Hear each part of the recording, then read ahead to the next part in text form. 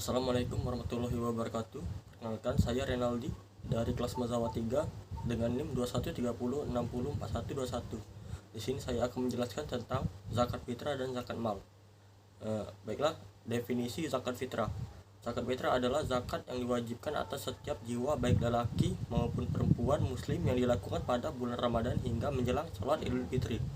Dalil yang menjelaskan tentang zakat fitrah ini adalah surat Al-Baqarah ayat 110 yang berbunyi dan dirikanlah salat dan tunaikanlah zakat dan kebaikan apa saja yang kamu usahakan bagi dirimu, tentu kamu akan mendapat pahala pada sisi Allah. Sesungguhnya Allah Maha melihat apa yang kamu kerjakan. Yang selanjutnya yaitu syarat zakat fitrah. Yang pertama, beragama Islam. Yang kedua, hidup pada saat bulan Ramadan. Yang ketiga memiliki kelebihan kebutuhan pokok untuk malam dan Idul Fitri. Waktu pelaksanaan zakat fitrah yaitu terbagi menjadi 5. Yang pertama, waktu wajib, yakni saat matahari terbenam di hari terakhir Ramadan menuju Idul Fitri. Yang kedua, waktu sunnah, yakni sholat subuh sebelum sholat Idul Fitri dilakukan.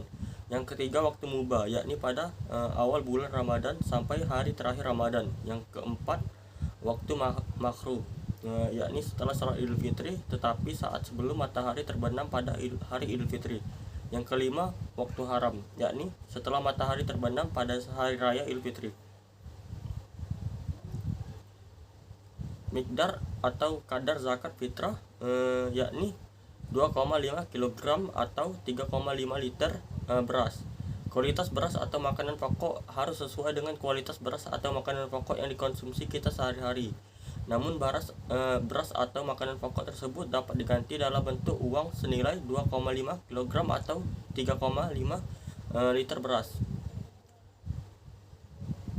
Mustahik zakat fitrah yaitu fakir, miskin, amil, mualaf, rikab, garim, fisabilillah, ibnu sabil. Baiklah, selanjutnya yaitu zakat mal. Definisi zakat mal adalah harta yang wajib dikeluarkan seorang muslim sesuai dengan nisab dan haulnya.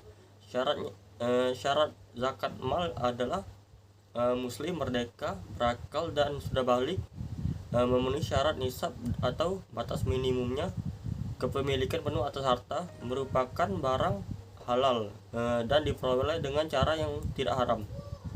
Harta yang dapat dikembangkan atau dimanfaatkan nilainya telah mencapai haul atau saat waktu panen.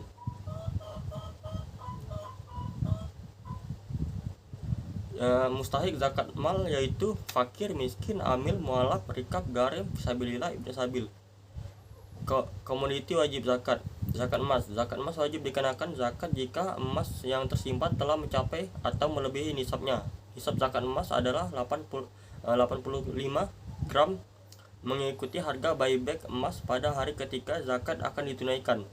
Zakat kadar emas adalah 2,5%. Cara menghitung zakat emas yaitu 2,5% dikali jumlah emas atau perak yang tersimpan selama 1 tahun. Ya, berikutnya yaitu zakat pertanian. Zakat pertanian wajib ditunaikan jika hasil panen sudah mencapai nisab zakat sebesar 652,8 kg gabah atau 520 kg makanan pokok. Ketentuannya mencapai nisab 653 kg gabah atau 520 kg jika yang dihasilkan adalah makanan pokok.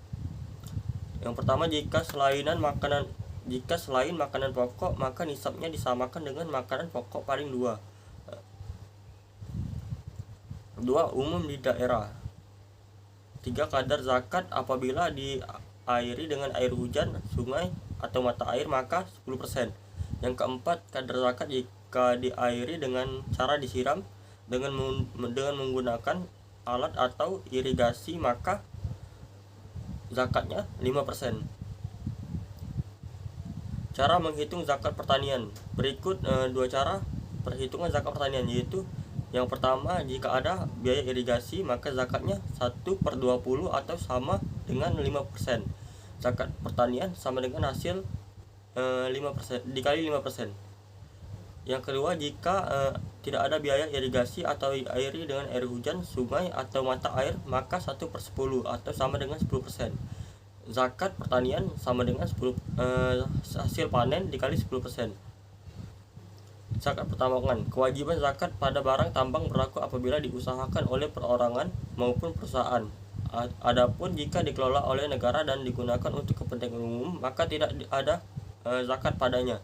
Kewajiban zakat baru berlaku apabila hasil mencapai nilai nisab emas, yaitu 85 gram atau perak 595 gram.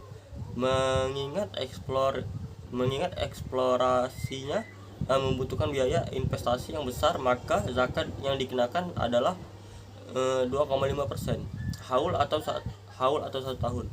Namun bisa dikeluarkan walaupun tidak genap 1 tahun. Zakat dikeluarkan setelah barang-barang tersebut dieksplorasi dan telah diproses. Hendaklah orang yang mengeksplorasinya adalah orang muslim atau perusahaan yang dimiliki oleh orang-orang muslim. Yang selanjutnya yaitu zakat peternakan. Untuk hewan ternak kambing, biri-biri atau domba, maka nisab 40 sampai 120 ekor. Haul 1 tahun, kadar zakatnya 1 ekor umur 1 tahun, dan nisabnya 121 sampai 200 ekor. Haul 1 tahun, kadar zakat 2 ekor. Selanjutnya setiap tambahan 100 ekor. Kadar zakatnya tambah 1 ekor umur 1 tahun. Adapun zakat hewan ternak sapi atau kerbau, maka nisabnya untuk 30 ekor, haul 1 tahun, kadar zakat 1 ekor umur 1 tahun, dan nisab untuk 40 ekor haul 1 tahun, kadar zakatnya 1 ekor umur 2 tahun. Dan setiap bertambah 30 ekor, zakatnya tambah 1 ekor umur 1 tahun. Setiap bertambah 40 ekor, zakatnya tambah 1 ekor umur 2 tahun. Yang selanjutnya yaitu zakat perdagangan. Zakat perdagangan adalah 2,5% hasil harta hasil perdagangan adalah salah satu harta yang harus dikeluarkan zakatnya. Ada cara menghitung zakat perdagangan yang khusus dengan menyesuaikan nisab dan kadar ketentuan dikeluarkan zakat tersebut. Zakat hasil dagang juga sering dikenal dengan istilah zakat niaga. Yang selanjutnya yaitu zakat profesi. Zakat profesi atau penghasilan.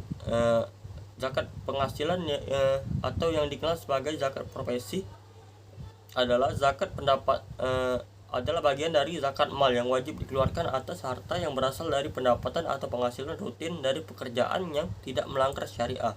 Fatwa Majelis Ulama Indonesia atau MUI menjelaskan, penghasilan yang dimaksud ialah setiap pendapatan seperti gaji, honorarium, upah, jasa, dan lain-lainnya yang diperoleh dengan cara halal, baik rutin seperti pejabat negara, pegawai, karyawan, maupun tidak rutin seperti dokter, pengacara, konsultan, dan sejenisnya, serta pendapatan yang diperoleh dari pekerjaan bebas lainnya. Sekian penjelasan dari saya akhiri. Wassalamualaikum warahmatullahi wabarakatuh.